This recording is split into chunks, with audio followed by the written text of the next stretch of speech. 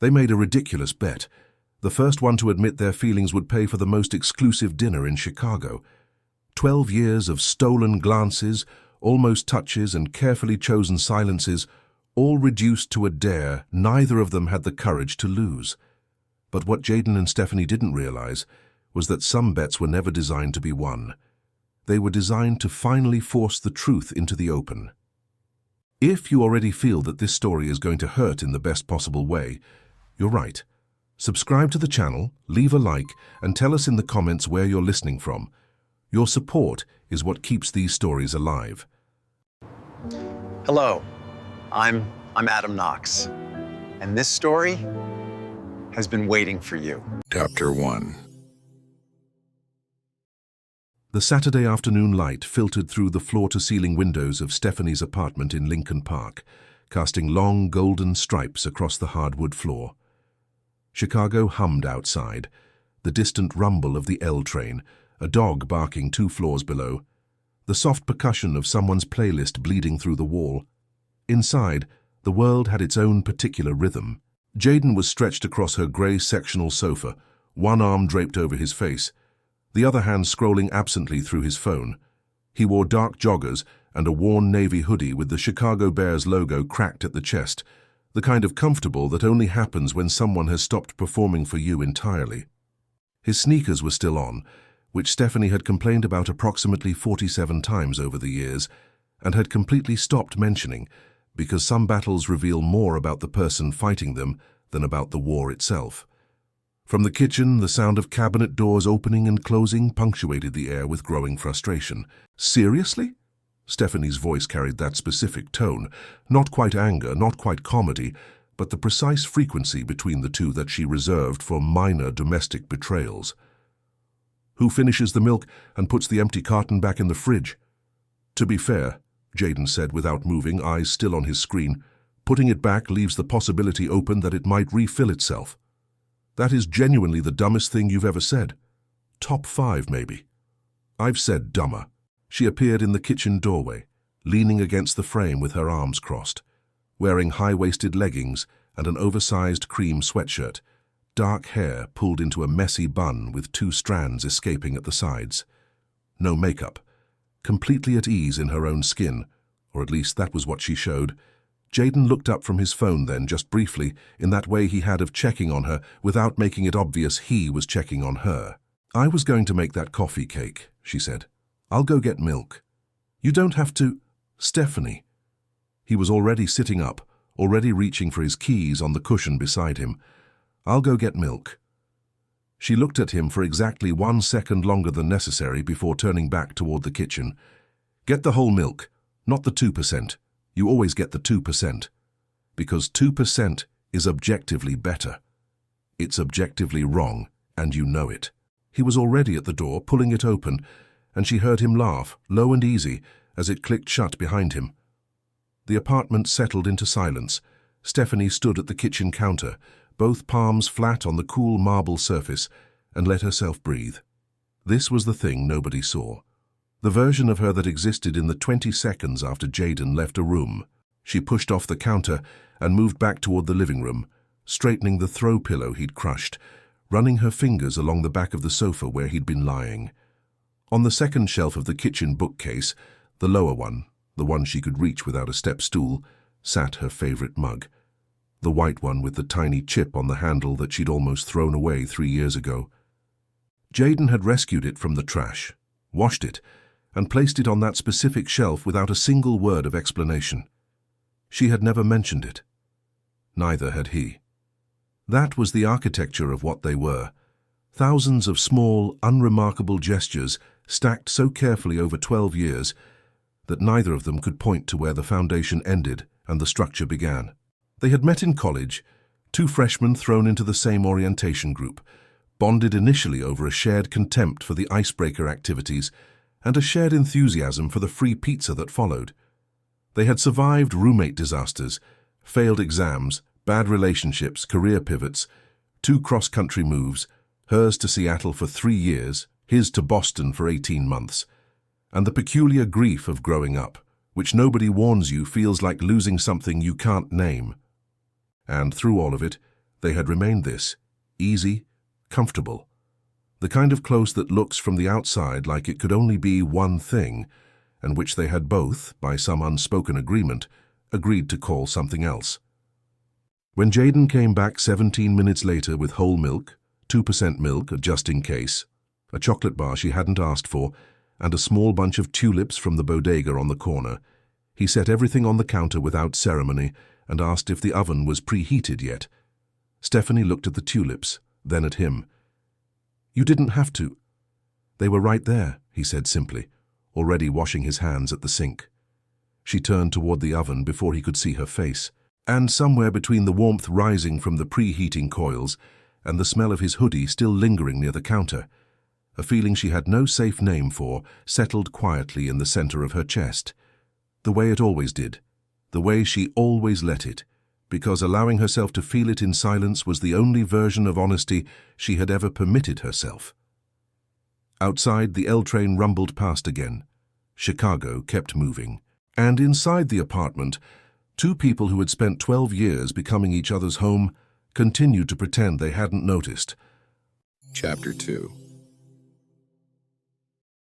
The wine had been open for 2 hours, which meant the filter was gone. That was the thing about Friday nights at Stephany's apartment when Maya was involved. They started as casual dinners and reliably became something closer to an emotional excavation. Maya worked in behavioral psychology, which she claimed had nothing to do with how she operated in her personal life, and which explained everything about how she operated in her personal life. She was sitting cross-legged on the floor, back against the couch, a glass of red balanced on her knee, with the confidence of someone who had never once spilled anything. Jayden was in the armchair across from her, sleeves of his flannel shirt rolled to the elbows, one ankle resting on the opposite knee. Stephany had just returned from the kitchen with the last of the cheese board, settling onto the couch cushion above Maya, tucking her feet beneath her. The apartment smelled like candles and leftover pasta. A playlist hummed low from the Bluetooth speaker on the shelf. Everything was warm and unhurried, right up until the moment Maya set her glass down on the coffee table with the deliberate care of someone about to say something that could not be unsaid. "I need to tell you both something," she said. Jayden glanced up. Stephany reached for a cracker.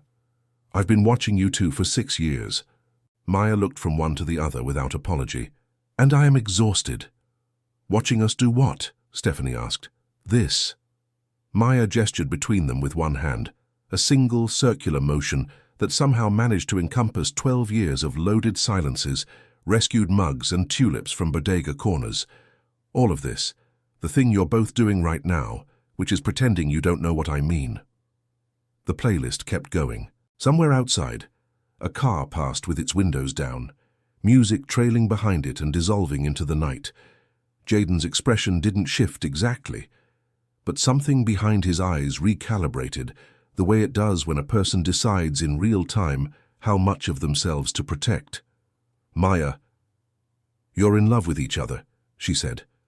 Plainly, without drama, the way someone states a weather forecast. "You have been for years, and you're both too scared to do anything about it. So instead you've constructed this very elaborate, very convincing performance of friendship that fools absolutely no one in this room." 3 seconds of silence. Stephany felt it first in her throat, a tightening, a sudden awareness of her own breathing. She reached for her wine without looking at Jayden, which meant she was absolutely looking at Jayden in her peripheral vision, cataloguing everything. The slight tension in his jaw, the way his thumb pressed against the side of his glass, the fact that he hadn't laughed it off in the first 2 seconds the way he would have if it meant nothing. Their eyes met, just for a moment, a glance that lasted less than a breath but carried the weight of a conversation neither of them had ever been brave enough to start. Then they both looked away, and the moment collapsed, like something fragile dropped from a height. Jayden recovered first. He leaned back in the armchair and smiled, that easy, deflecting smile that Stephany recognized as armor. "That's a bold theory." "It's not a theory," Maya said. "It's a diagnosis." "Well," Stephany said, her voice landing in the exact register of casual she needed it to hit, "your diagnosis is wrong." She turned to Jayden with raised eyebrows, and the specific expression they had developed over years for moments requiring unified front. Should we be offended or flattered? Definitely flattered, Jayden said. Maya thinks we're in some kind of epic love story. Meanwhile, we're just two people who argue about milk-fat percentages. Truly the stuff of great romance. Maya looked at them both with the patient, unimpressed expression of someone watching two people walk directly toward a glass door. You know what? She picked her wine back up. Fine, prove me wrong. Gladly, Stephany said. Easy, Jayden agreed. Then I propose a bet. Maya's eyes sharpened with something that looked almost like mischief. First one to admit their feelings, genuinely, out loud, no jokes, buys the other dinner at Maison Lauron. She let the name land. Maison Lauron. The restaurant on the river with the 6-month wait list and the tasting menu that cost more than most people's car payments. If neither of you ever admits it, I win, and you both buy my dinner there. The room held its breath. Jayden looked at Stephany. Stephany looked at Jayden.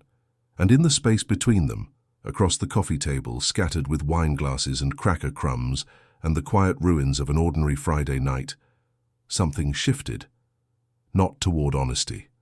Away from it.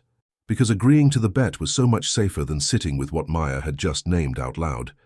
Deal, Jayden said. Deal, Stephany echoed. Maya raised her glass. Neither of them noticed that she was smiling. Chapter 3. The bet was supposed to make things simpler. It did not make things simpler. What it did, with quiet and devastating efficiency, was transform every ordinary interaction into something that needed to be decoded. A text message that would have taken Stephany 4 seconds to send now sat in her drafts for 12 minutes, while she reread it looking for anything that could be interpreted as admission. A casual thinking of you became a liability. A miss you was completely out of the question. The language they had built together over 12 years, easy, unguarded, theirs, was suddenly a minefield that required careful navigation. Jayden felt it too, though he would not have described it that way. He would have said he was simply more aware, more present, which was technically true and also completely beside the point.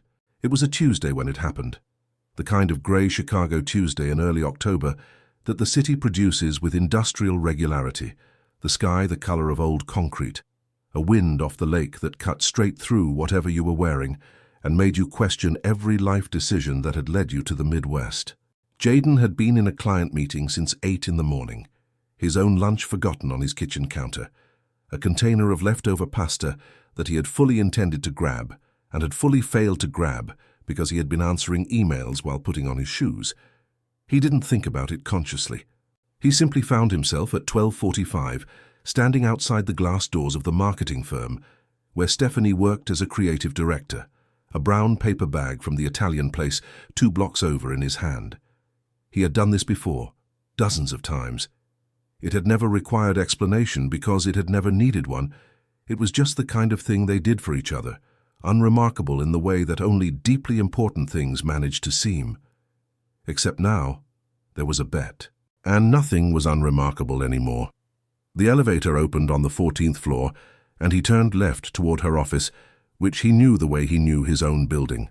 By instinct, by repetition, by the specific squeak of the 3rd floor tile near the printer that had apparently never been fixed.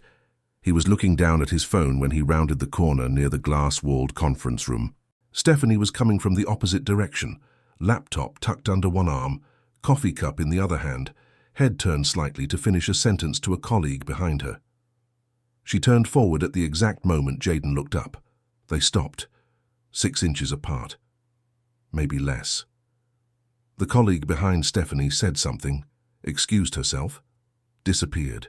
The hallway, which had been populated with the ordinary midday movement of an open-plan office, seemed to suddenly empty in the specific way that spaces do when two people are too focused on each other to register anything else. Jayden could smell her perfume, something warm and familiar, vetiver and something softer underneath it, and the coffee in her cup, and the faint trace of whatever dry shampoo she used on the days she came in early. Stephany looked up at him. He was close enough that she could see the slight crease between his brows, that appeared when he was thinking about something he hadn't resolved yet. Neither of them stepped back. "You forgot your lunch again," he said. His voice was quieter than he intended. "How do you know I forgot it and didn't just decide not to bring one?" "Because you made pasta last night and you always bring leftovers." He held up the bag. "I got you the linguine, in case you were actually hungry." She looked at the bag, then back at his face. The distance between them had not increased. "Jayden." Her voice had a texture to it that she couldn't entirely smooth out.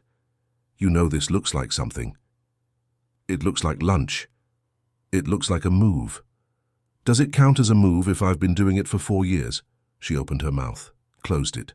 The laptop shifted under her arm, and he reached out automatically to steady it, his hand covering hers against the edge of the computer, warm, certain, unhurried.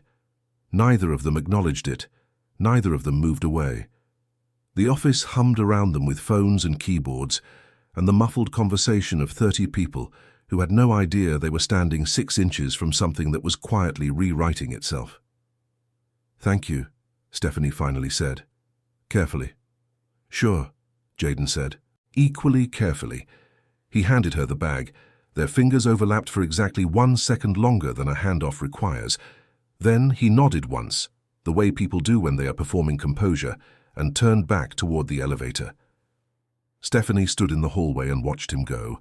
At 2 in the morning, she was still awake, phone face down on the nightstand, staring at the ceiling and replaying the precise weight of his hand over hers.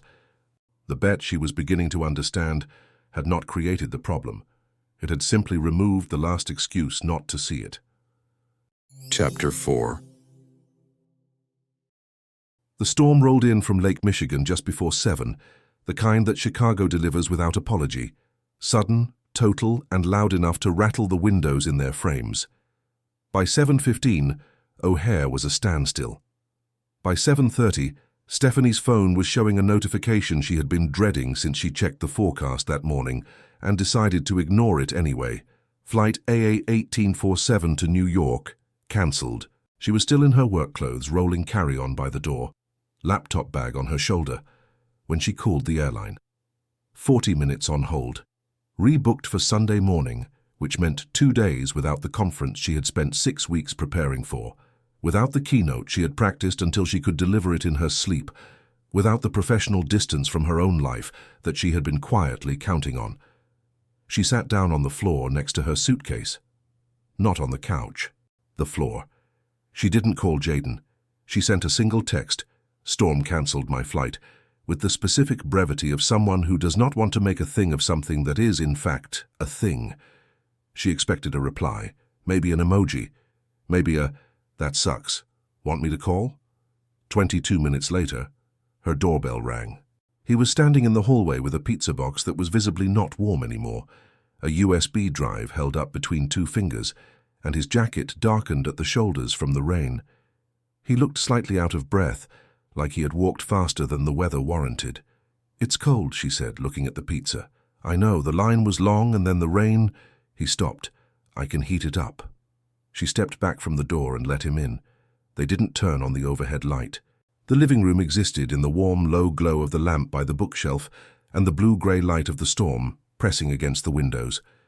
Jayden found a baking sheet, slid the pizza into the oven, moved through her kitchen with the ease of someone who had memorized it years ago. Which drawer held the good spatula? Which burner ran hot, where she kept the extra napkins because the napkin holder was always empty? Stephany changed into sweatpants and a faded northwestern pullover and came back to find him already on the floor of the living room. Back against the couch, the USB drive plugged into her laptop, the opening credits of a movie she hadn't seen since she was 19 filling the screen. She sat beside him. Their shoulders touched.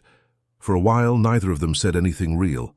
The pizza came out of the oven, and they ate it on the floor, and the storm moved across the city in waves.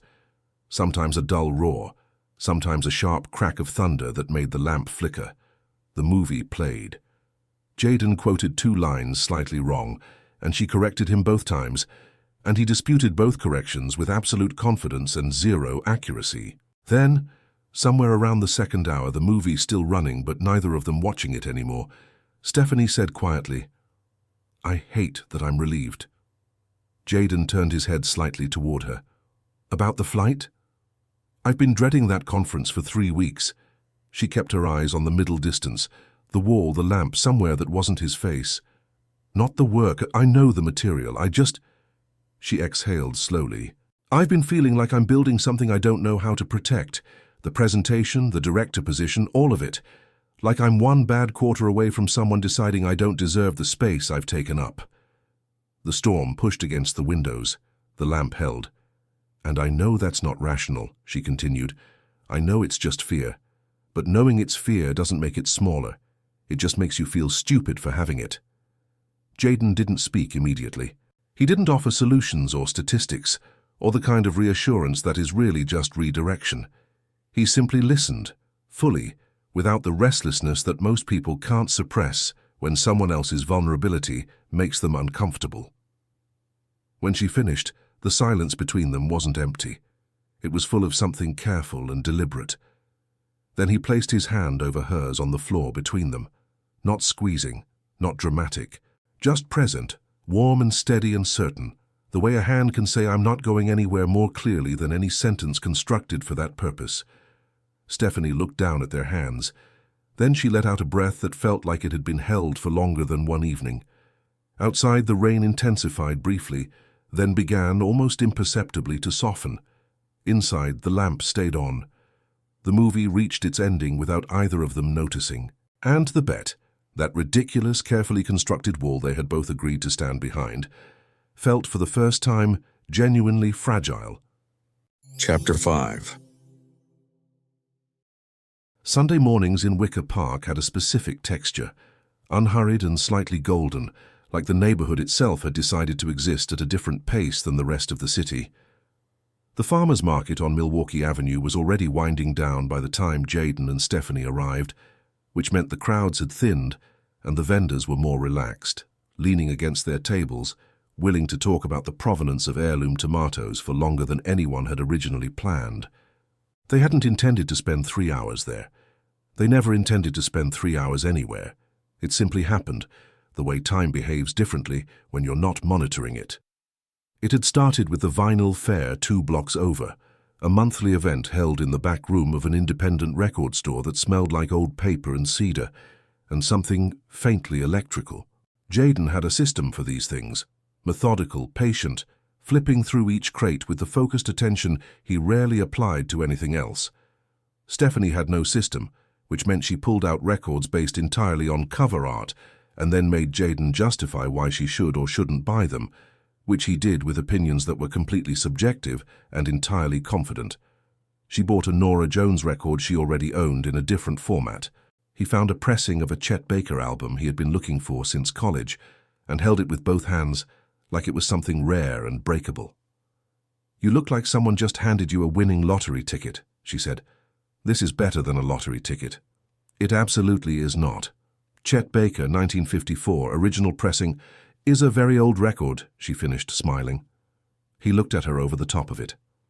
"You have no appreciation for the physical object. I have tremendous appreciation for the physical object. I just also have Spotify." He shook his head with the theatrical sorrow of someone deeply let down, and she laughed. That laugh, the one that started in her chest before it reached her face, the one he had catalogued without meaning to over 12 years, and could now identify in a crowded room without looking for it. After the record store came coffee. After coffee came a walk that had no declared destination, which was how the afternoon arranged itself, without agenda, without the mild performance that sometimes crept into their time together lately, that new self-consciousness the bet had installed like an unwanted update. For a few hours, in the loose Sunday light of Wicker Park, they were simply themselves again. The street they turned onto was residential and tree-lined, the oaks still holding most of their amber leaves, a few drifting down in the unhurried way of things that have accepted the season. The sidewalk was uneven in places.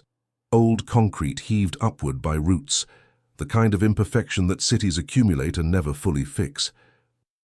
Stephany was mid-sentence, turned slightly toward him, when her foot caught the raised edge of a concrete slab. It wasn't a fall, barely even a stumble, but her balance shifted and Jayden's hand was already there, catching her by the forearm with a grip that was immediate and sure. She steadied. He didn't let go. They stopped walking. The street was quiet around them. A distant dog, the soft percussion of leaves, the muffled bass of someone's speaker from an open window above. The afternoon light was doing something specific at that hour, that late October angle that makes everything look slightly saturated, slightly more itself than usual. Stephany looked up at him. He was already looking at her. His hand had moved from her forearm to her arm, and the distance between them was not the distance of two friends who had just prevented a minor sidewalk incident. It was something else entirely, charged and still, like the moment before weather changes. She watched his expression shift, the easy humor of the afternoon giving way to something unguarded and direct. His eyes moved to her mouth for just a fraction of a second, barely a glance, barely anything. But she felt it like a change in atmospheric pressure. The space between them contracted slowly, without decision, the way things move when neither person is steering. Then his phone rang. The sound was jarring and immediate, cutting through the stillness like something dropped on a hard floor. Jayden blinked. He released her arm and reached into his jacket pocket. Stephany saw the name on the screen before he turned it face down. A woman's name she recognized vaguely, a colleague, someone from his office she had heard mentioned once or twice in passing. He silenced it without answering. "Sorry," he said. "Don't be," she said. They started walking again. Neither of them acknowledged what had just not happened on that sidewalk, because acknowledging it would have required a vocabulary neither of them had yet agreed to use. The Chet Baker record was tucked under Jayden's arm. The leaves kept falling. The city kept moving with complete indifference to the fact that two people had just stood on a quiet street in Wicker Park and come extraordinarily close to changing everything. By the time they reached the coffee shop on the corner, they were laughing about something else entirely. But Stephany's arm still felt warm where his hand had been, and the question that had almost answered itself on that sidewalk continued to hang in the air between them, patient and unresolved, waiting for the moment one of them finally stopped walking away from it. Chapter 6. The rooftop had been decorated with the specific ambition of someone who owned a good camera and a Pinterest account. String lights looped between portable poles, potted olive trees in each corner, a bar cart with enough variety to suggest abundance without tipping into excess. The view was the real thing, though. Lake Michigan stretched beyond the city's edge, dark and enormous under a sky that couldn't decide between navy and black. The downtown skyline reflected in broken pieces across the water. Marcus had turned 34 with the enthusiasm of someone who believed birthdays were civic events, which was why there were 60 people on his rooftop on a Saturday night, and why a DJ was set up near the stairwell entrance, playing a rotation of R&B that was just loud enough to make conversation require intention. Stephany arrived with Maya at 8:15, wearing a burnt orange wrap dress and ankle boots, her hair down for once, loose and slightly wild from the wind that came off the lake at elevation. She felt good when she walked in. Confident. Present. That lasted approximately 4 minutes. Jayden was already there. She saw him from across the rooftop in the way you see someone when your nervous system has been quietly tracking them for years. Immediately, involuntarily, before conscious thought catches up. He was near the bar cart, drink in hand, and beside him stood a woman Stephany had never seen before. Tall, polished, wearing a camel blazer over a silk top with the easy confidence of someone who dressed well without effort. She was laughing at something Jayden had said, her hand briefly touching his arm to punctuate the laugh. Stephany turned to the lake view and kept her expression entirely neutral. "That's Diane," Maya said from beside her, in the tone of someone who had been waiting for this exact moment. "She works in his department, it's nothing. I didn't ask. You didn't have to." Stephany accepted a glass of wine from a passing tray and gave herself exactly 30 seconds to feel whatever was moving through her chest, that specific, unwelcome tightening that she refused to name, before packing it somewhere internal and turning toward the nearest group of people with a smile that reached her eyes, because she had practiced that particular skill for years. For the next hour and a half, she was brilliant. She was funny and warm and genuinely engaged, moving through conversations with the ease of someone who knew how to be present in a room. She talked about a campaign her team had just launched, listened carefully to Marcus's girlfriend describe a renovation project, debated Chicago pizza taxonomy with two people she had just met and would probably never see again. She laughed loudly and touched people's arms when they said something clever, and kept her glass filled to a level that suggested enjoyment without requiring support. What she did not do was drift toward Jayden. He noticed. She knew he noticed because she was tracking him the same way she always tracked him in rooms, peripherally, involuntarily, cataloguing his position without looking directly at him. She saw the moment he registered her deliberate radius, the slight shift in his posture, the way his attention moved across the rooftop and found her, and then found the specific empty space she had constructed around herself. Diane laughed at something again. Stephany refocused on her conversation with a precision that required effort. By 10:30 the crowd had thinned, and the wind off the lake had sharpened into something that made the string lights sway and pushed most of the remaining guests toward the warmth near the stairwell entrance. Stephany was standing at the rooftop railing, her glass nearly empty, looking at the water below when she heard him approach. Not his footsteps over the music, but the particular quality of silence that preceded him when he was being careful. Jayden stood beside her at the railing, not close enough to touch, far enough to be deniable. "You've been avoiding me all night," he said. His voice was low, calibrated to not carry. "I've been talking to people. You've been talking to everyone except me." The lake absorbed the light below them and gave nothing back. Somewhere behind them, the DJ had shifted to something slower. "I'm talking to you now," she said. "Stephany." The way he said her name, as not sharp, not accusatory, just direct in that particular way he had when he was done performing Patience, made something in her chest constrict. "What's going on?" She turned and looked at him fully for the first time all evening. His tie was loosened, jacket open, the wind moving through his hair in a way that made him look younger than 34. His eyes were steady on hers and completely unguarded, which was almost unfair given the circumstances. "Nothing," she said. The word landed between them with the weight of everything it was carrying. Jayden held her gaze for a long moment, and she watched him understand, not the surface of it, but the full architecture of what that single word contained. The rooftop noise continued around them, indifferent and constant. He didn't push. He didn't fill the silence with reassurance or deflection. He simply stood beside her at the railing, close enough now that their arms almost touched, and looked out at the dark water with an expression that suggested he was turning something over carefully in his mind. The city hummed 30 stories below, and between them, in the cold October air, the thing that had no agreed-upon name continued to grow larger than either of them had planned for. Chapter 7. She found out on a Wednesday morning, which was already a difficult day by temperament. The message appeared in the group chat at 8:43, while Stephany was on the L train heading downtown, one hand gripping the overhead bar, the other holding her phone at the angle required by the morning crowd.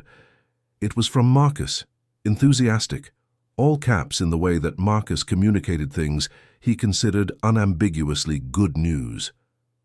Jayden accepted the Lisbon position. 6 months, maybe more.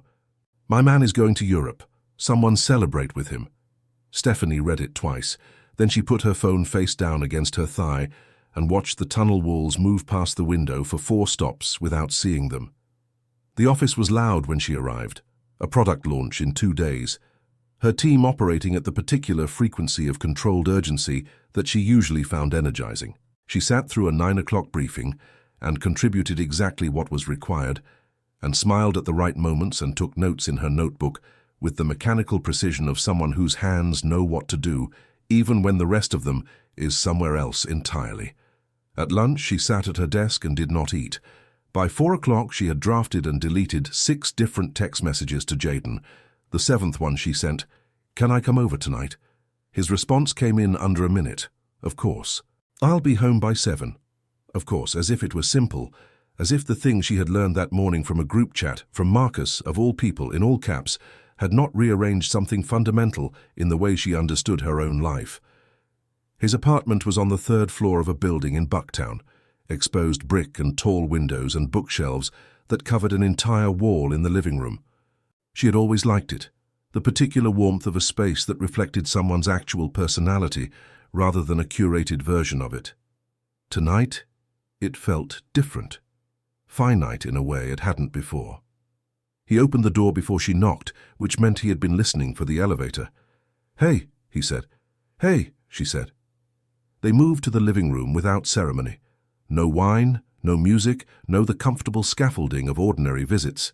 They sat on opposite ends of the couch, and Stephany set her bag on the floor and looked at him with the expression of someone who has rehearsed a conversation and knows none of it will go as planned. "You took the Lisbon position," she said. Jayden held her gaze steadily. "Yes. You didn't tell me." Something moved across his face. Not guilt exactly, but the cousin of it. "I was going to. I've been trying to find the right moment for 2 weeks." 2 weeks. She repeated it not as accusation, but as measurement, turning the number over. 2 weeks of ordinary dinners and text messages and a Sunday in Wicker Park, where he had almost kissed her on a quiet street and said nothing about the fact that he was planning to move to another continent. "It's a significant opportunity," he said. "The architecture firm has a project, sustainable urban development, 18 months of work compressed into 6. It's the kind of thing that doesn't come twice." "I know." And she did know. She understood professional ambition with the intimacy of someone who had built her own career out of will and consistency. That understanding made none of this easier. "When do you leave?" "January 14th. 11 weeks. The number landed in the room and stayed there. "Jayden," she said his name carefully, "the way you handle something you're not sure will hold. Why didn't you tell me?" He leaned forward, elbows on his knees, and looked at the floor for a moment before looking back at her. When he spoke, his voice had lost its usual ease, something raw underneath it, something she recognized as the register he only reached when he had stopped managing the distance between what he felt and what he said. "Because telling you made it real," he said. "And I didn't know how to make it real without also making real everything else that comes with it." The room held the silence that followed without filling it. Outside, Bucktown moved through its Wednesday evening. A bus, voices from the street below, the distant sound of someone's television through the wall. Stephany looked at him for a long moment. At the familiar angle of his shoulders, the bookshelf behind him that she knew as well as her own, the way he was watching her with an expression that was trying very hard to remain composed and not entirely succeeding. She stood, reached for her bag.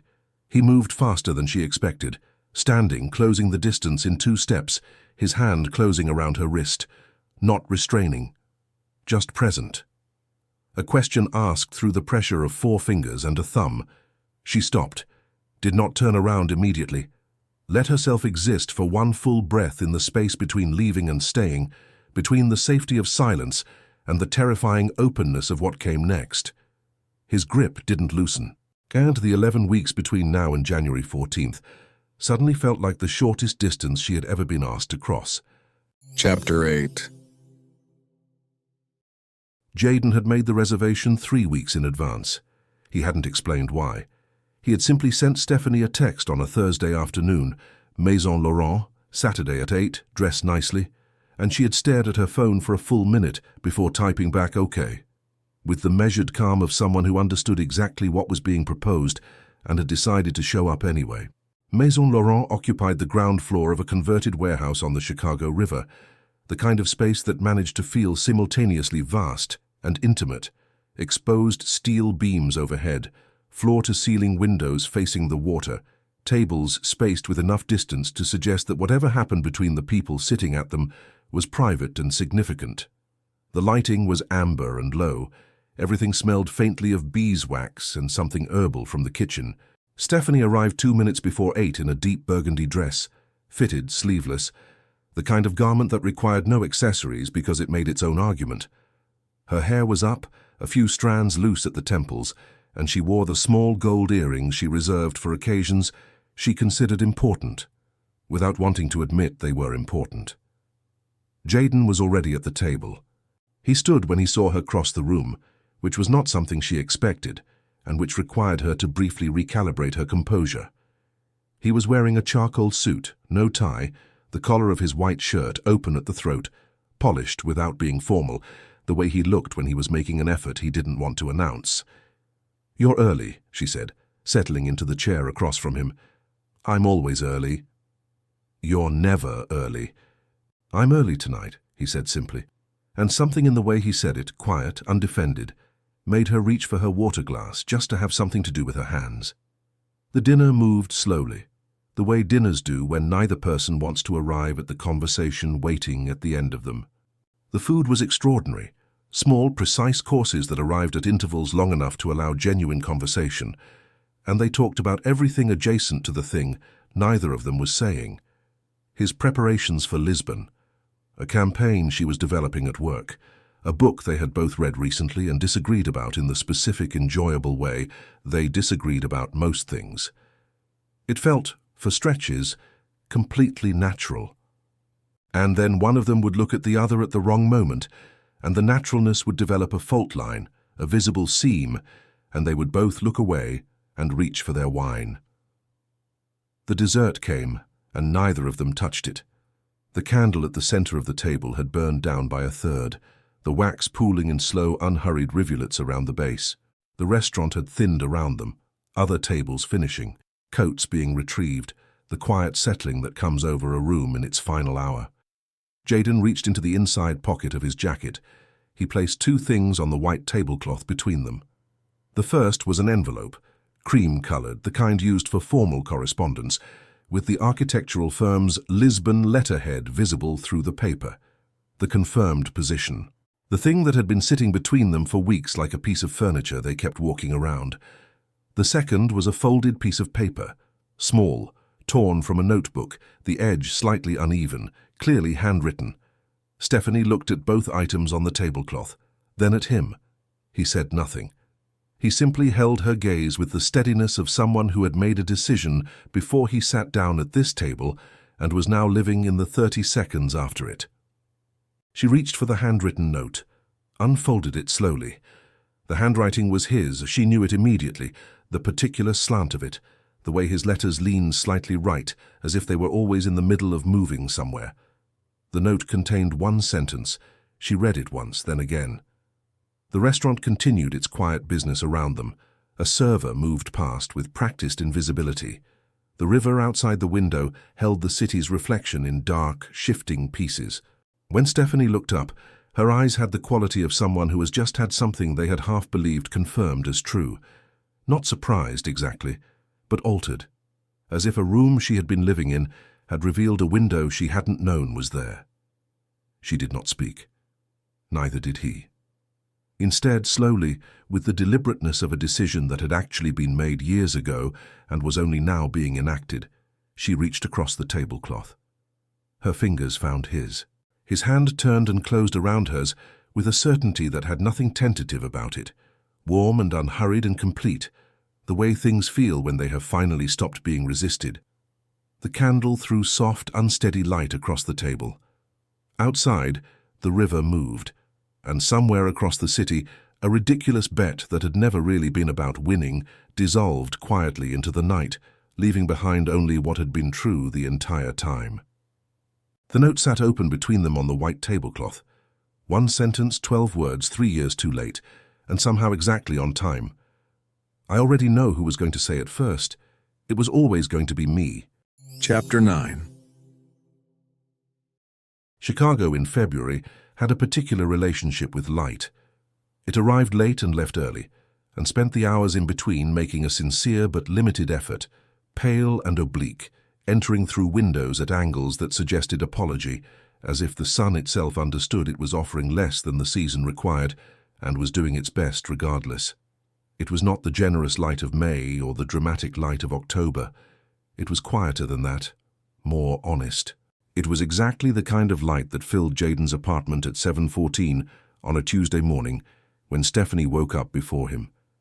She lay still for a moment, orienting herself the way you do in a space that is familiar but not yet entirely yours, cataloguing the specific sounds of his building, the particular weight of his comforter, the way the light entered through the gap in the curtains and landed across the foot of the bed in a long, pale stripe. Somewhere outside, a city truck moved through the alley, A radiator somewhere in the walls made the soft metallic sound of old buildings adjusting to the cold. Jayden was still asleep beside her, one arm across his face in the position she recognized from 100 Saturdays on her couch, breathing with the deep evenness of someone completely at rest. She watched him for a moment. Just a moment. Just long enough to feel the specific quality of the feeling that had been living in her chest for years and was now, finally, allowed to exist without a container built to hide it. Then she got up carefully, retrieved his flannel shirt from the chair by the window and went to make coffee. His kitchen was familiar to her hands. The grinder on the second shelf, the filters in the drawer beside the sink, the particular quirk of his espresso machine that required a firm press on the left side of the portafilter or it would leak. She moved through the space quietly, the flannel shirt falling to mid-thigh, her hair loose and unstructured in the way she only allowed when she was not performing anything for anyone. She poured the coffee into 2 mugs, his, the wide ceramic one with the handle he'd repaired with epoxy and refused to replace, and hers, the white one with the chipped handle that had been living on his second shelf for 3 weeks now, migrated here incrementally the way things do when 2 lives begin to overlap without announcement. She carried both mugs to the window. The city below was in its early morning state, unhurried, stripped of its daytime performance, the streets holding only essential traffic, a few pedestrians moving with the purposeful quiet of people who exist before the world fully wakes.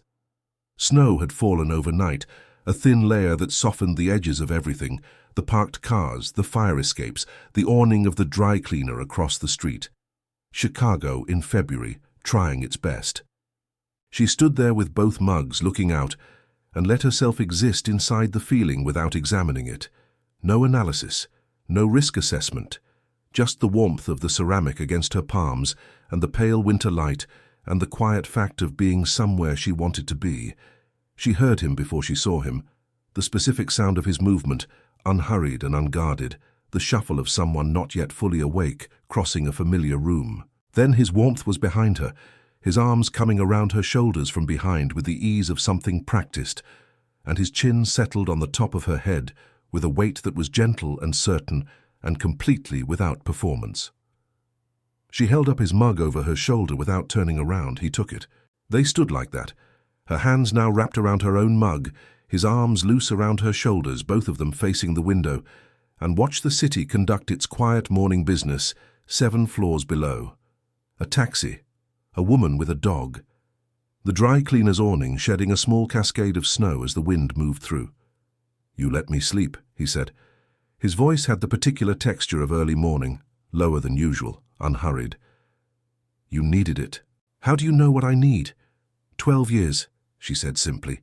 He made a sound that was almost a laugh, low and warm, felt more than heard, and his arms tightened slightly around her shoulders. Not dramatically, just enough. The radiator ticked in the wall. The light shifted incrementally as the sun continued its limited February effort, moving the pale stripe on the floor by degrees. Outside, the city was becoming itself again, filling in, picking up tempo, the distant sounds of traffic beginning to layer into something continuous. Neither of them spoke for a long time after that. There was nothing that required saying. The silence between them had changed its nature entirely. It was no longer the silence of things withheld or carefully managed, but the other kind, the rare kind, the silence that exists between people who have stopped needing words to confirm what they are to each other. Stephany looked at their reflection in the window glass, faint, ghostly, superimposed over the city behind it. His chin on her head, her hands around the mug, the flannel shirt too large at the shoulders. It looked, she thought, exactly like what it was, and for the first time in 12 years, she did not feel the need to call it anything else. Chapter 10. The metro was never romantic.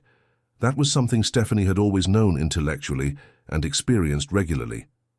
The red line at 5:45 on a weekday was fluorescent lighting and compressed humanity and the particular fatigue of people who had given the day everything they had and were now simply trying to get home. It smelled like winter coats and coffee cups and the specific urban exhaustion that no city had ever successfully resolved. It was not, by any conventional measure, the setting for the most important moment of her life. And yet, it had been 3 weeks since Maison Lauron. 3 weeks since the note on the white tablecloth, the hands closing across the linen, the candle burning down in the amber light of a restaurant on the river. 3 weeks of mornings, with light coming through windows and coffee made with the easy familiarity of two people who had stopped pretending the distance between their lives was anything other than inconvenient fiction. 3 weeks that had been, underneath their warmth, quietly shadowed by January 14th. The date had not moved. The position in Lisbon had not dissolved. Jayden had deferred the formal confirmation twice, each time buying another week, and they had both allowed the deferral without examining it too directly, the way you avoid pressing on something that might hurt, even when you need to know if it does. Then, on a Tuesday afternoon, the architecture firm had called again. Stephany didn't know this yet, when she pushed through the turnstile at the Fullerton station at 5:52, bag over one shoulder, phone in hand, reviewing comments on a campaign deck with the divided attention of someone who had learned to work in transit. The platform was crowded. A train had just left, which meant the next one would arrive full. She found a spot near the yellow edge line and waited. Jayden appeared at the top of the stairs 2 minutes later. She saw him before he saw her. His jacket open despite the cold, the Lisbon confirmation envelope visible in his hand, his expression carrying the particular weight of someone who has made a decision that cost something real. He moved through the platform crowd with the slightly urgent quality of someone looking for a specific person, and when his eyes found her, they stopped moving entirely. He crossed the platform. "I've been calling you," he said. "I had my phone on silent." She looked at the envelope in his hand. Her chest did something complicated. "Jayden, they called today," he said. "The firm." He held the envelope but didn't give it to her yet, as if the information it contained required preamble. "They want to expand the position, international scope, longer timeline, more resources." He paused. "And a provision to bring a collaborative partner, someone in brand strategy and creative direction." The platform noise continued around them. Announcements, footsteps, the distant rumble of an approaching train. Stephany looked at him carefully. "What are you saying?" "I'm saying the universe apparently has a dramatic sensibility." The corner of his mouth moved, almost a smile, then steadied into something more serious. "But I need you to know something before any of that matters." The train arrived. The doors opened. Neither of them moved. Passengers streamed around them in both directions with the practiced indifference of commuters who had learned to navigate other people's stillness. The doors closed. The train left. "I was going to turn it down," Jayden said. "I had already decided. Before they called today, before the expanded offer, I had already decided that there was no version of Lisbon that was worth more than this." He gestured between them with the envelope, a small motion that somehow contained everything. Then whatever this is that we've spent 12 years being too careful to name properly." The platform was refilling around them. Another train was coming. She could feel it in the floor before she could hear it. "Jayden." His name in her mouth felt different now than it had for years, unguarded, unheld, allowed to carry its full weight. "I need to say something." "Okay," he said, quietly, steadily. "I'm not saying it because of Lisbon." She needed him to understand this first, before anything else. "I'm not saying it because you almost left, or because the timing is suddenly convenient, or because I'm scared." She felt the truth of it moving through her, with the particular clarity of things that have been true for a very long time, and are finally being spoken in the right direction. "I'm saying it because it's real, and it's been real, and I have spent 3 years being a coward about it, and I don't want to do that anymore." The approaching train grew audible. "I love you," Stephany said, out loud. No bet, no joke, no careful architecture of plausible deniability. Just the words, plainly, in a fluorescent-lit metro station on a Tuesday in February, with commuters moving around them and a train arriving, and the whole ordinary world continuing without pause. "I have loved you for a long time, and I should have said it years ago, and I'm saying it now." Jayden looked at her for one long moment, and then he smiled.